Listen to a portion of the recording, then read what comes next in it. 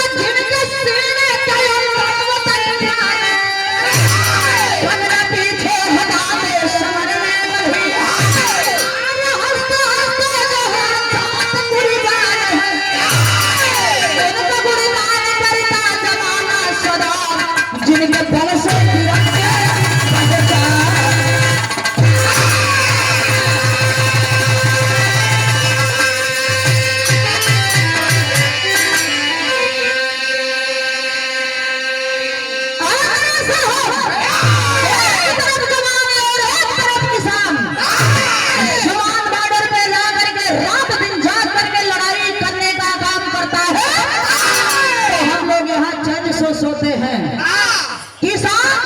किसान धरती माँ का सीना चीर करके अनाज उग जाता है तो हम लोगों का पेट भरता है।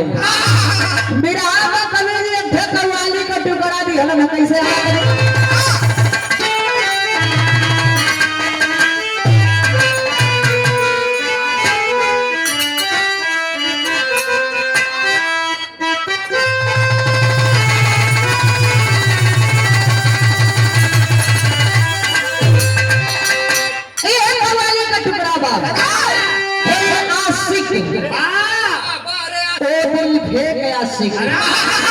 नजर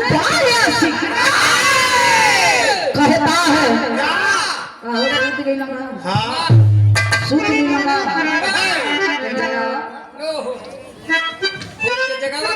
काहे चौंकत है चौकी मत तनी सा उठ के बैठी ठंडी का असली मजा रोरे ले तनी उठ के बैठी नहीं तो कहीं एक आध बाल्टी पानी डाल दी वही में धीरे धीरे ठंडिया डोबल करे कहता है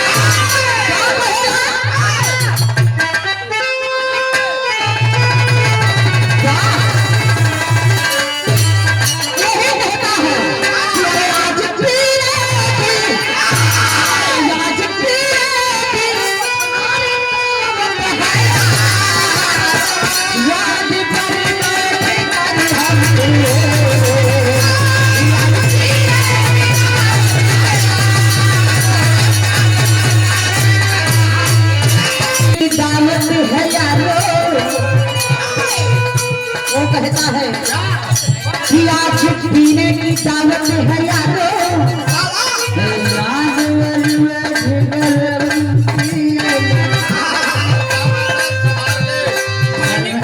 पानी और मिलाना चाहिए था रंग में थोड़ा गर्म पानी मिलाइए आज पीने की दावत है यारो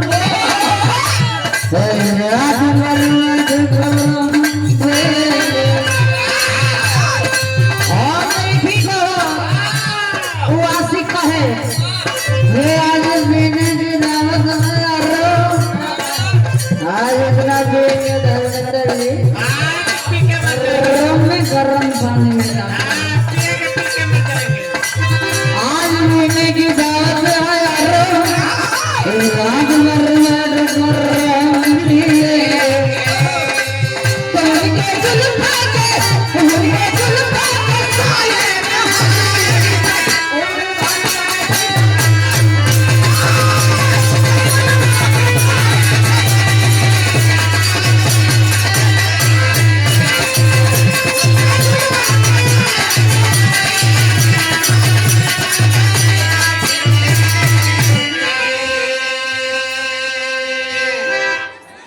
रात भर है लेकिन मेरे नौजवान मेरे देश के जवान कहते हैं क्या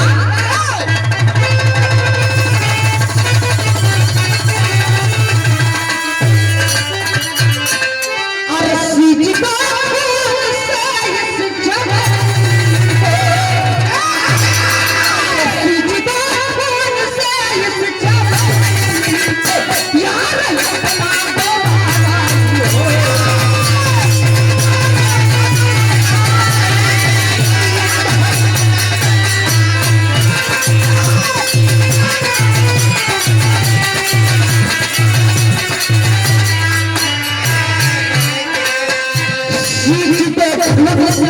चमन को याद अपना होगा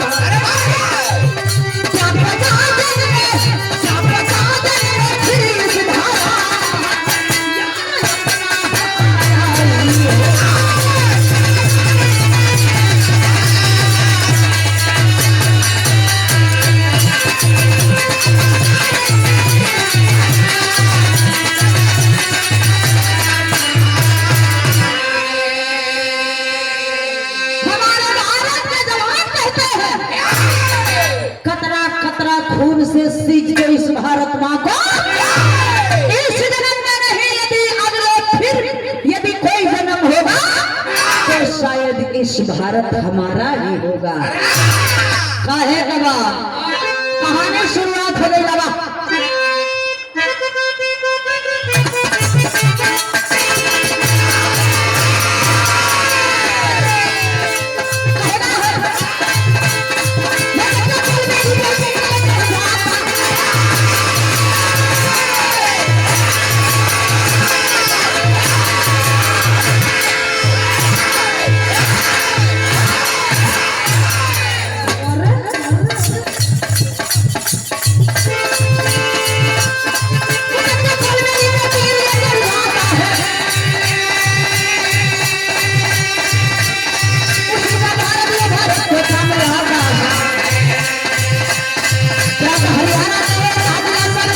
है हमारे बिहार की रणवीर की निशान हमारे देश और राष्ट्र में आया जब राजा ने वही करना पाया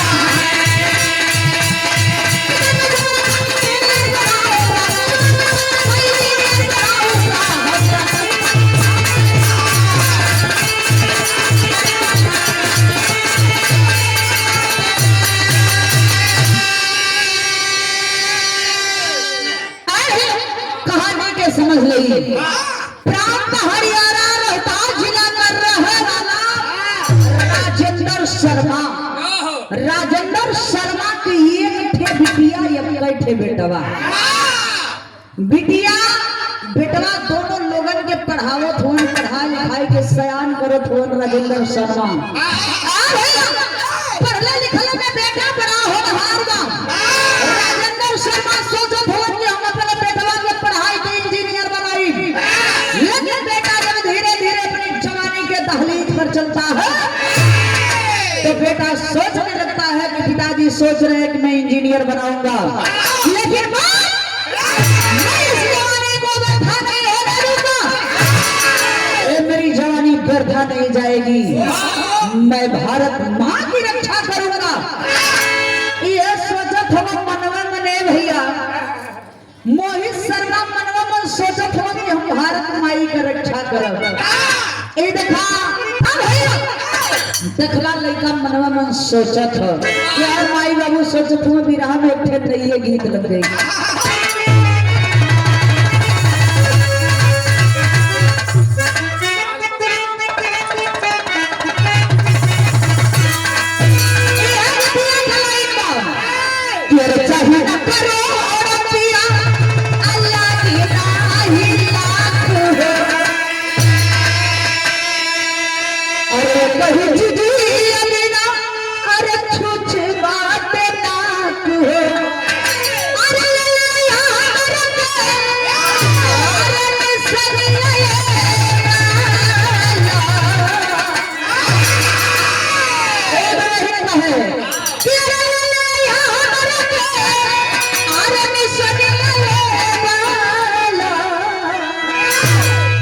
अरे मछली के काट के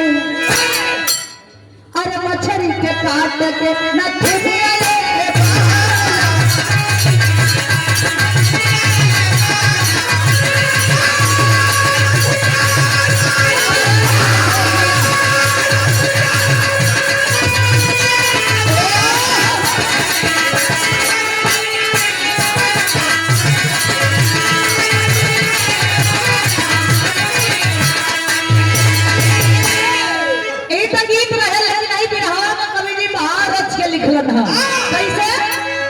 सोच माई बाबू सपना सकार हो पढ़े लिखे के सबसे बड़ा होशियार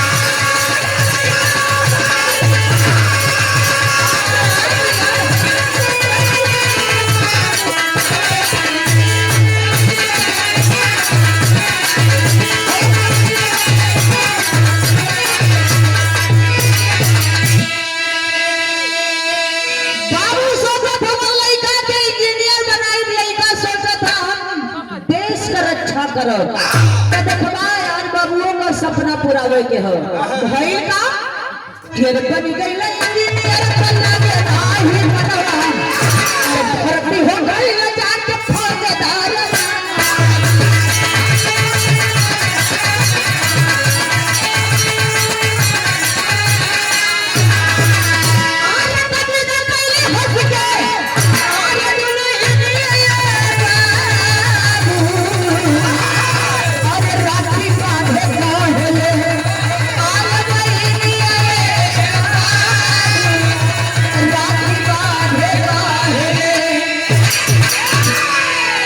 देखबा यही जो कहानी है लंबी हो गई यार। इंजीनियर तो बन गइलन, इंजीनियर बन गइलन, कुछ दिन जाए के ड्यूटी कइलन, लेकिन मन नहीं लगत ह। सोच गइलन बाबू का तो सपना पूरा देहली, बचल हमार सपना, हम अपन सपना कैसे पुराई। ए बाबू देखा दौड़ धूप शुरू कइलन, भर्ती धीरे धीरे देखे लगलन। जब भर्ती धीरे धीरे देखे लगलन तो देखवा अव्वल नंबर से पास हो गइलन।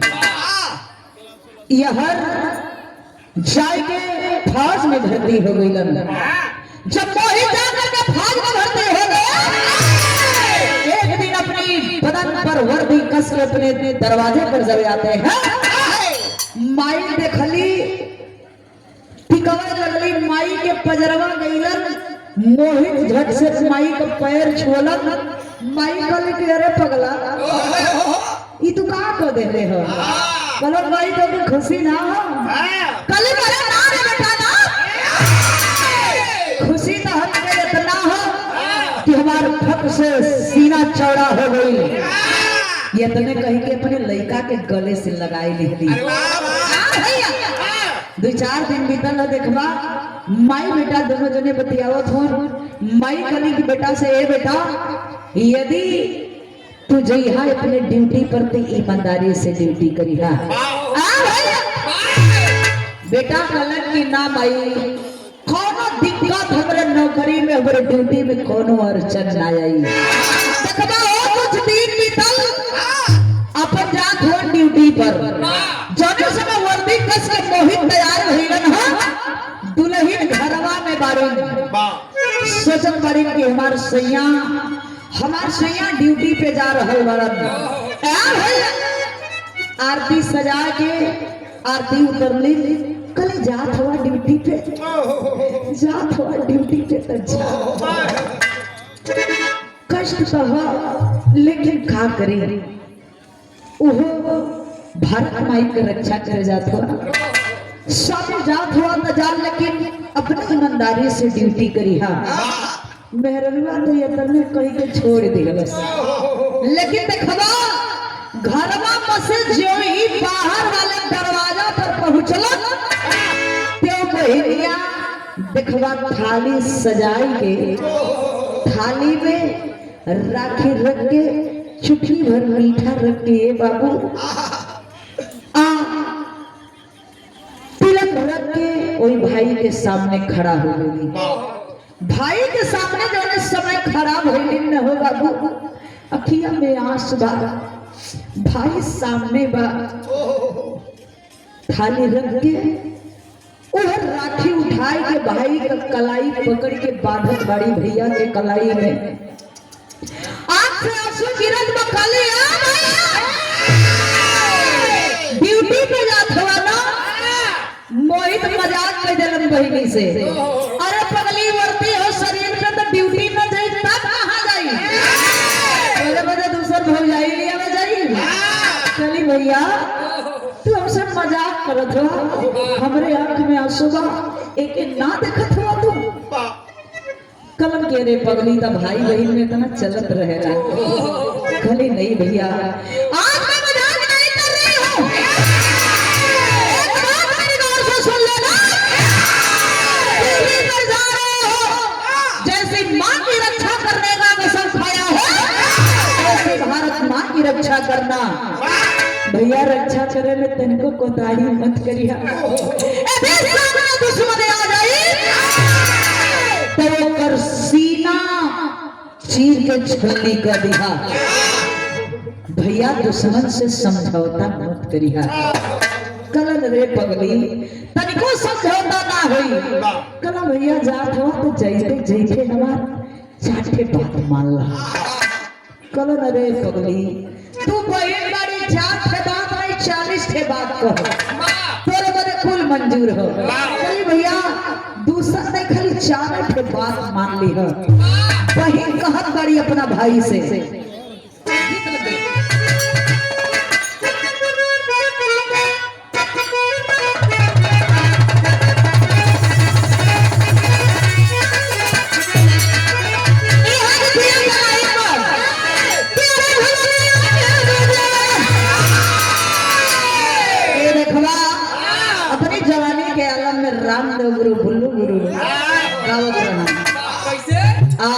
जब हमारे गुरु जी का जवानी रहे, अब वही तो देखा केहू से कम ना हो। बिरहा जगत में जोड़ी है नंदलाल विजयलाल। हमार गुरु जी बड़ा प्यार से गावे लगे, जेके बिरहा जगत का श्रोमणी कहल गई। हमारे प्रभु ने हमारे नंदलाल गुरु जी बड़ा प्यार से गावे लगे। कैसे गावेला?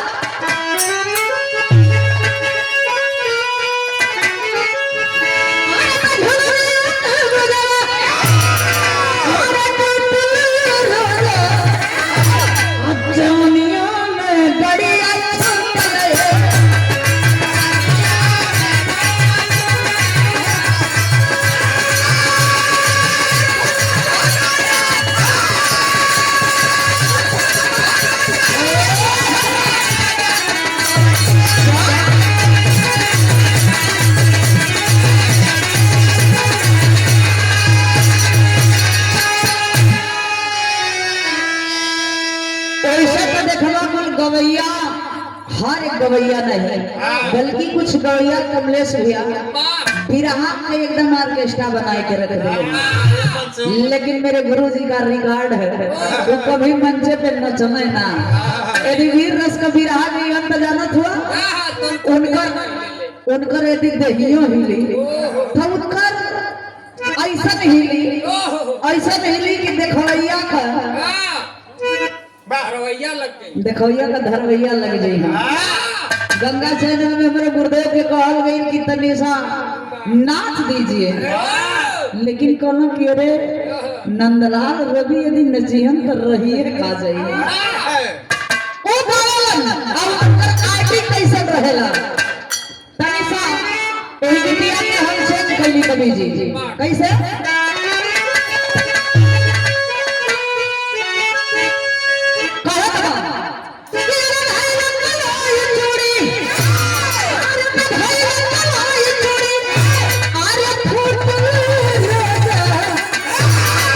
कमलेश भैया हमारे गुरु जी ऐसे करे लोग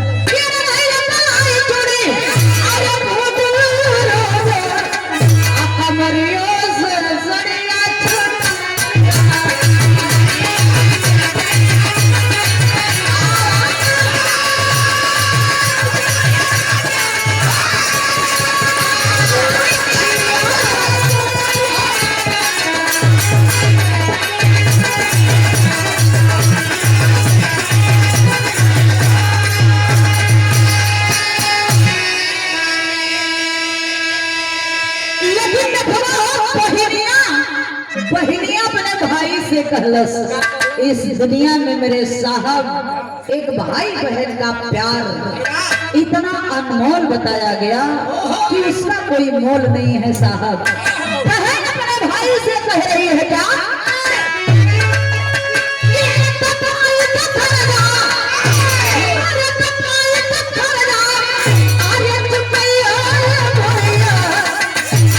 कमलेश भैया ये दिल की आवाज है। बहन अपने मतारी से भी प्यार करी, बाबूजी से भी प्यार करी, और उससे अधिका प्यार भाई के प्रति। बाहरे बहन और बाहरे भाई कहे के कैसे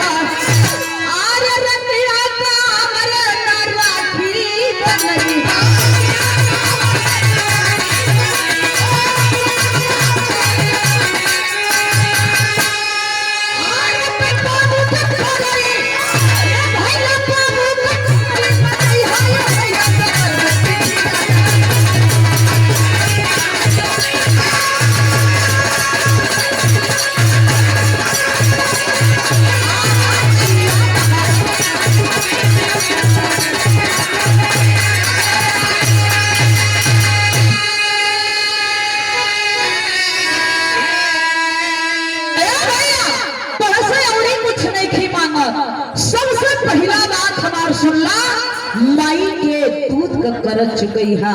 दूसर की बतिया जौन भाभी अपने मांग में सिंदूर लगवले बाड़ी और सिंदूर के ललाई मत जा। तीसर की बतिया सुन ला बेटा, तीसर की बात में जब तोरे कलाई में राखी बांधत थी न भैया, ये कलाई में राखी हम सजा तो दे तनी भैया, लेकिन ये राखी के तू राख मत बनैया। मेनकी बतिया तो अब बाबू को पगड़ी में कबो दाग ना लगे भैया। बाबू को पगड़िया में, बाबू को पगड़िया एकदम कोरल बीरन, ओमे तनिको से छीटा ना पड़ल भैया। बाबू को पगड़िया बचाए लिहा बीरन, बचाए लिहा। ए बाबू ये इतना बात भैया सुन के बहिनी के गले से लगौलन, अब बहिनी के गले से लगाई के चल दिहलन हो। देखबा बहिनी हर रोवत बाड़ी भैया के याद में।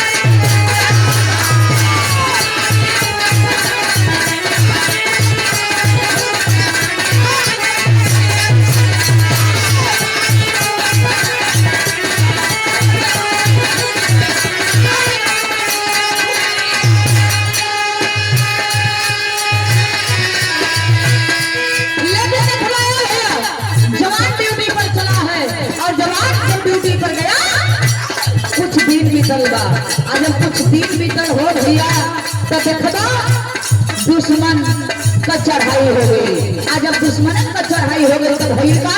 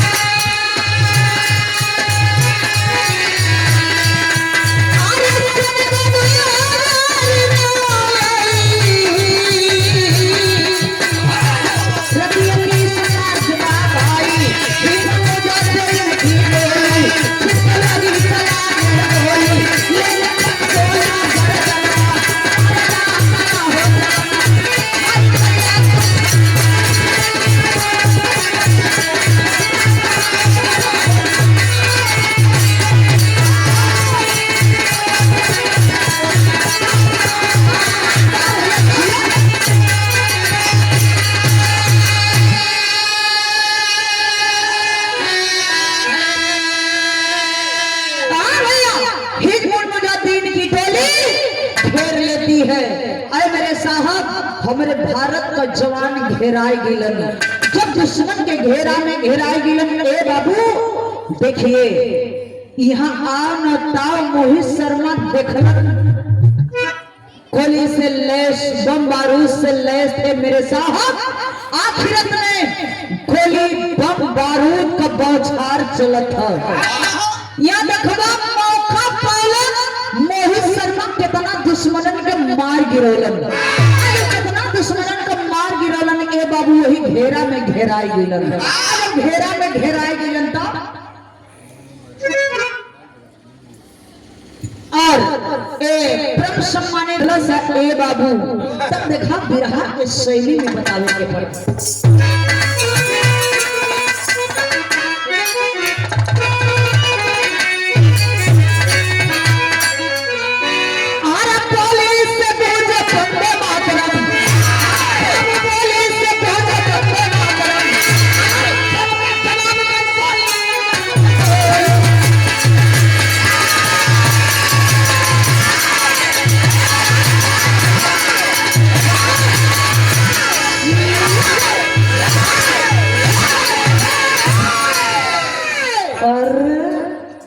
देखबा ई मुगल चाम हो तनी पे कम हुमका और नहीं तो में तो बनारस जाए के हुई भाई सवेरे बनारस जाएगा पड़ जाएगा आखिर में देखिए दोनों तरफ से बम गोला बारूद चल रहा है, गोलियों की बौछार चल रही है। कोई में गहराएगी लड़ना बिरहार में गीत लकीर हो गया।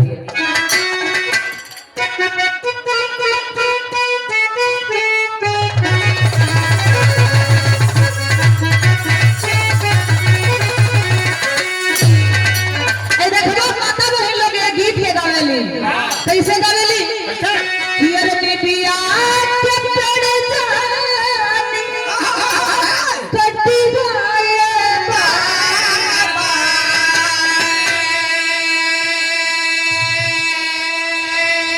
अनि भिया चिरयन के बसे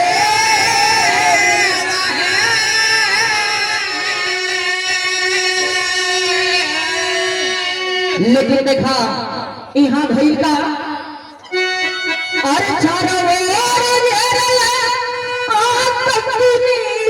दैया अरे चारों ओर दैया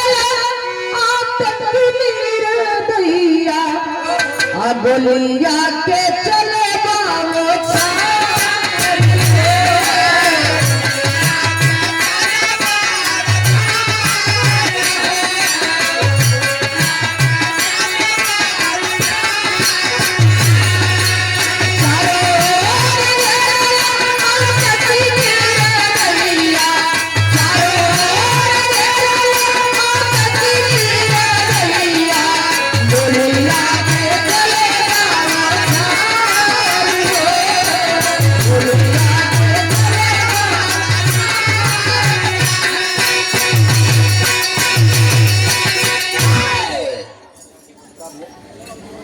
घेर लेलन दुश्मन घेर लेलन हो बाबू, लेकिन तब वो देखा मोहित शर्मा लड़ाई जारी रख ले हो भाई का।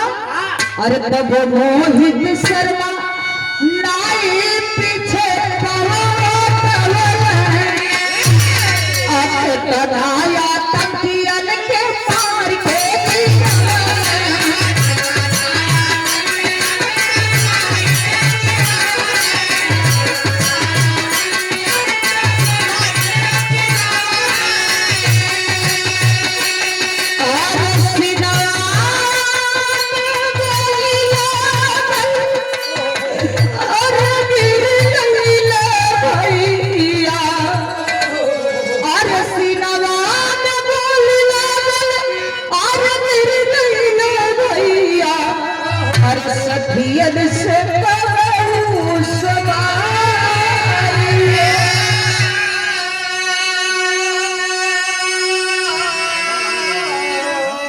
एक सनसनाती हुई दुश्मन की गोली आती है साहब मोहित शर्मा के सीना के पार कई गई ले बाबू।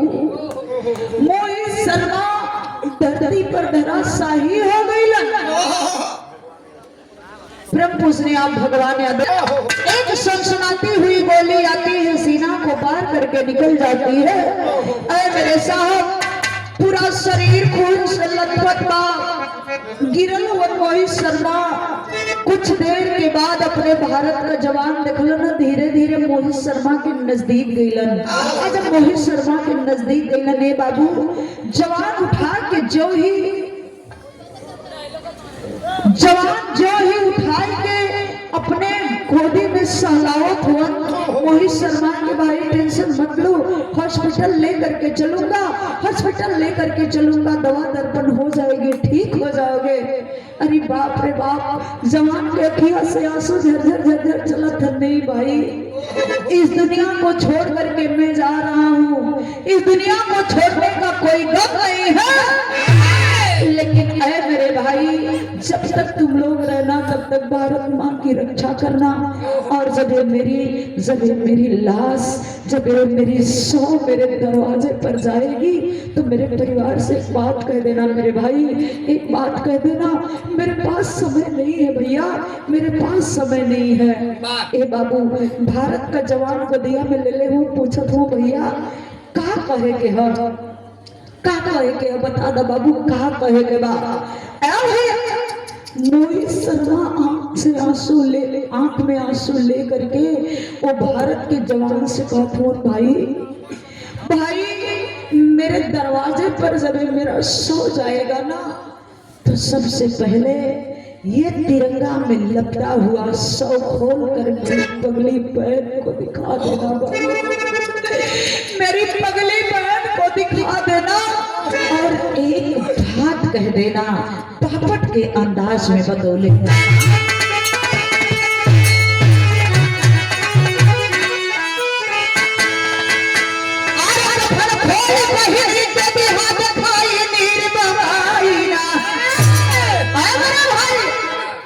इस तरीके को हटा करके मेरी पगली बहन को दिखा देना, वो आंसू ना बहाए। एक बात कह देना उस पगली से कि कफन खोल बहनी के दिया दिखाई मेरे बहाईना, अरे पीठ पे गोली खैया कर भाई मेरे बहाईना।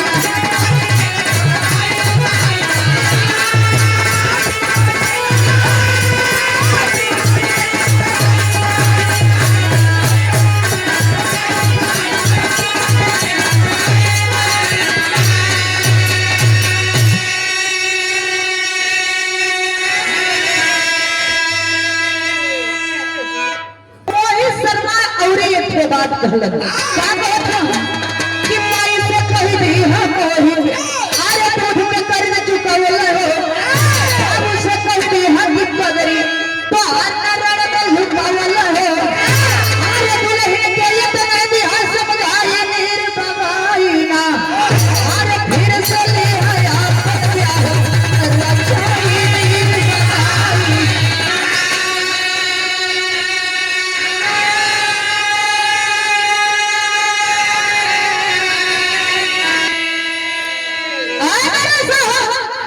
सुनने वाले साथी गौर करेंगे, गोद में हुआ एक जवान गोद में लिया है मोहित शर्मा को, पूरी शरीरिया खून से भीगल बा।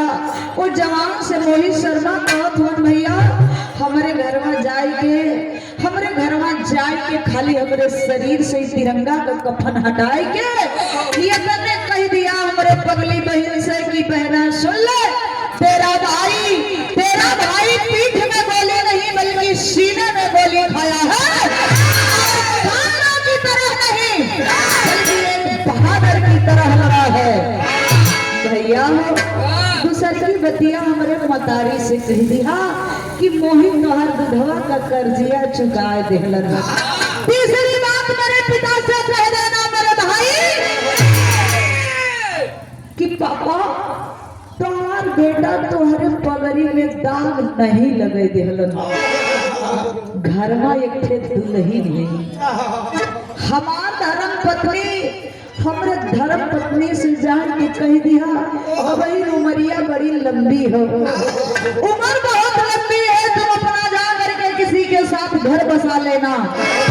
ये तने कह के ए बाबू मोहित शर्मा हमेशा हमेशा के लिए भारत माँ के गोद में सो जाते हैं मेरे साहब। ताबूत में बंद हो गए, लाश जब दरवाजे पर आती है एम्बुलेंस से, आज तब देखिए होता है क्या, अल्लाह के लाइन में प्रवाह मिला।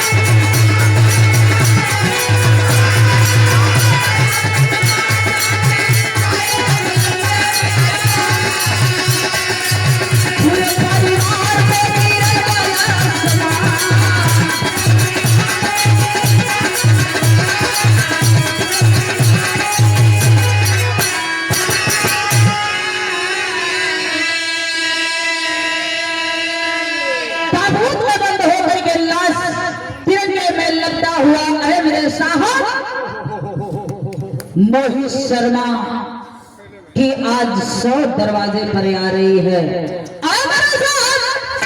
इतना लोगों की भीड़ लग गई, इतना लोगों की भीड़ लग गई, दरवाजे पर सरसों फेंकने का जगह ही है ना रहे। ऐसा आखिरत में इधर उधर से लोग घेरले होन, ताबूत में से 100 को निकाला गया। और जब 100 को निकाला गया, देखबा बहनिया माई बाबू धर्म पत्नी अरिया लोग लपटल रोत वन, बहन भाई का सर सवार रही है, आंख से आंसू चल रहा है। भाई भैया तू हमरा से वादा कह के गई लला कि हम कबो ना तोरे सामने ऐसा नहीं, लेकिन भैया तू हमसे छल के चल गिला। बना के सालावत बड़ी आंख में आंसू रो पड़ी भैया। एक बार उठ के बोल, एक बार उठ के बोल भैया।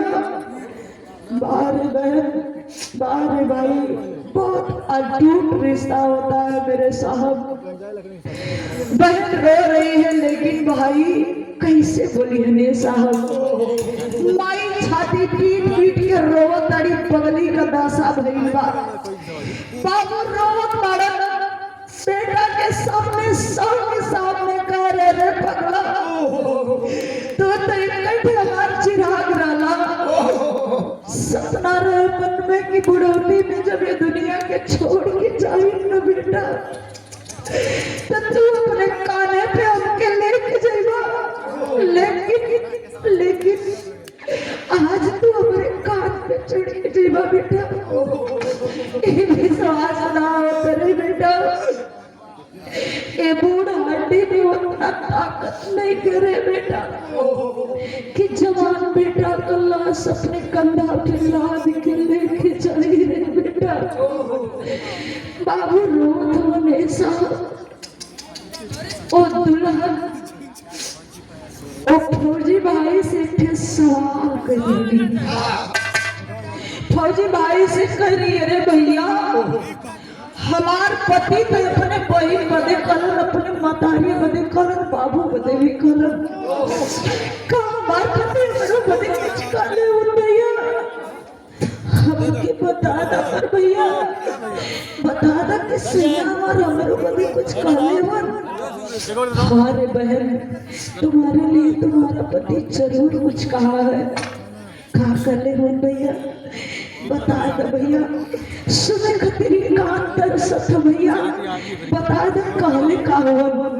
ऐ मेरे साहब, फौज का जवान कहता है कि अरे मेरे बहना तुम्हारा पति कहाँ है कि भी तुम्हारी जिंदगी बहुत लंबी चौड़ी है, तुम किसी के नाम के सिंदूर एक चुटकी मांग में सजा लेना, किसी की आंगन की शोभा बन जाना, तुम किसी के साथ अपना घर बसा लेना। अरे बाप रे बाप, जो ही इतना बतिया सुन ली ना, असुआ झर चलत रही। एक बैग बंद हो गई मोर साहब, एक बैग आश बंद हो जाता है और वीरांगना एक बात कहती है, ये हम खड़ी के लाइन में कहे के पड़े।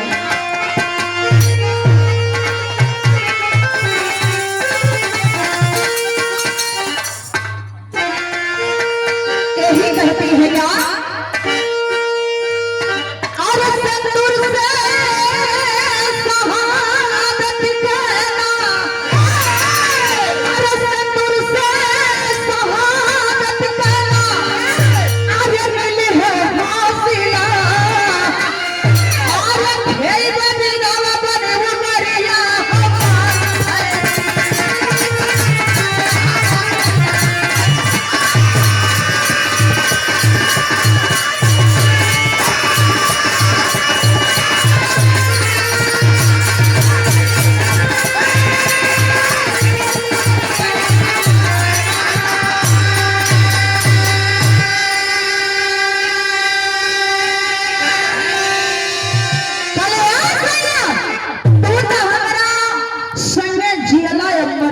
कसम ले रहला, 7 जन्म वादा करत ने कि 7 जन्म जन्म निभाई वही अग्नि के साक्षी मान के फेरा ले रहला, लेकिन तू तो पहले जन्म में धोखा दे देला। लेकिन एक बात सुन ला, तू हमारा संगे धोखा कैले बड़ल, लेकिन हम तोहरे नाम पे आजीवन यही तरह रह जाई। ओ वीरांगना एक बात और कहती है जा कि अरे पाई में जवन कदर है बने अभाग, अरे पाई में जवन कदर बन शहीद के अभागन, अरे ना मिली मान कब हो बनले सुहाग।